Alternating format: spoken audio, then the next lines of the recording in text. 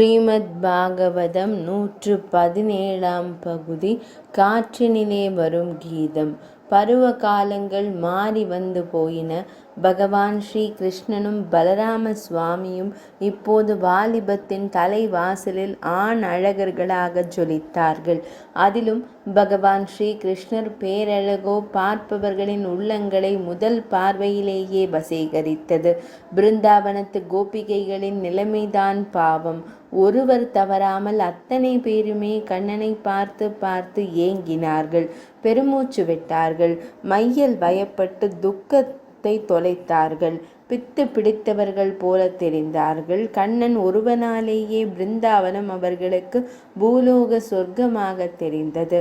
கண்ணனும் அவன் தோழர்களும் அதிகாலையிலேயே பசுக்களை மேய்ச்சலுக்கு அழைத்து போய்விடுவார்கள்.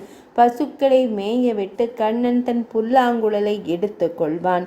இனிமையாக இசைக்கத் தொடங்கி விடுவான். அவன் குழல் இசைப்பதை காண்பதே அற்புதம்தான்.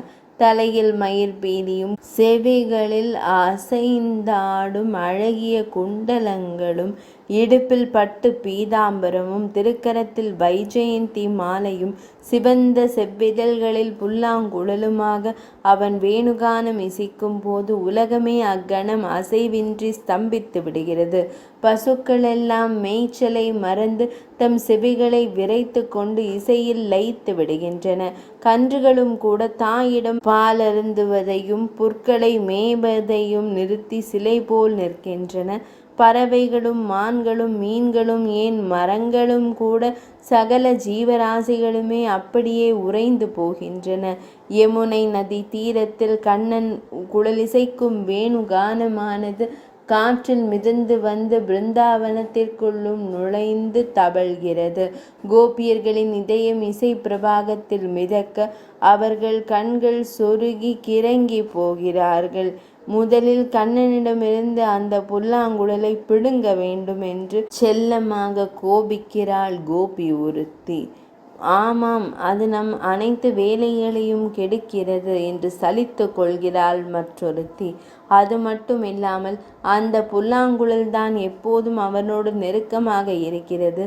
அலுப்பில்லாமல் அவனுடைய இதழ் அமுதத்தை சுவைத்து கொண்டே இருக்கிறது.